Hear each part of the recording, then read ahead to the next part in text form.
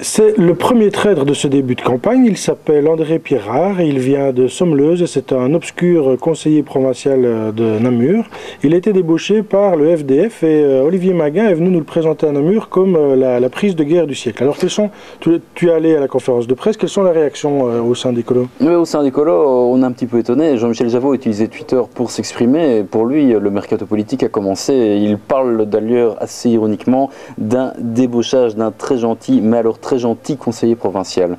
C'est vrai qu'il a l'air très gentil, on va dire, André Pirard. Analyse, réaction, interview, demain dans le journal, enfin ce mercredi dans le journal. Merci Guillaume. Merci Idric. Cela fait 5 ans que YouTube existe. Christophe Albardier est allé jeter un œil sur les meilleures vidéos tournées à Namur ou tournées par des Namurois. Alors on va tout de suite commencer et commenter. Le top numéro 1, c'est très curieusement ceci, regardez.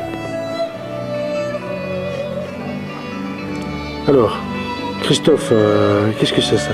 Et donc c'est le canon de Pachelbel, donc c'est une musique classique assez connue qui est interprétée notamment par le chœur de chambre de Namur. Et qui a été vu? Donc qui a été vu près de 600 000 fois, donc c'est vrai que ça écrase toute la concurrence. C'est le gagnant, toute catégorie. Alors on a d'autres petites choses amusantes. On a aussi ceci par exemple, le numéro 2, assez étonnamment, c'est ceci, c'est combien? C'est 200 et des... C'est près de 300 000 fois. 300 000 fois, alors qu'est-ce que c'est?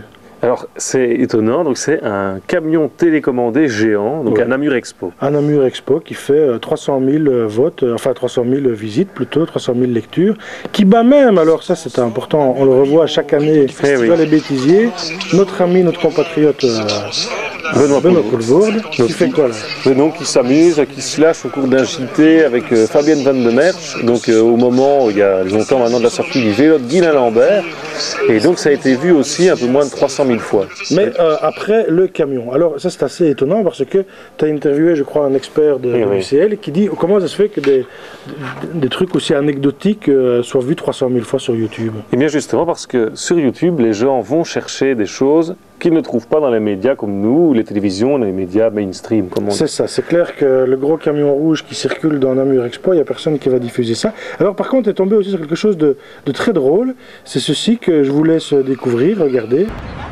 Oui, oui, encore, vas-y, lèche-moi.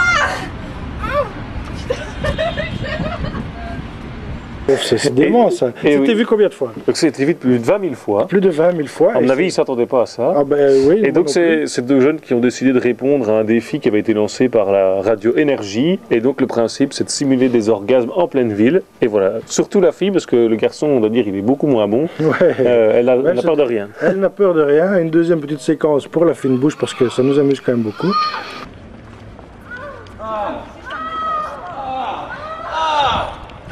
Il y en a deux qui prennent un orgasme en pleine rue.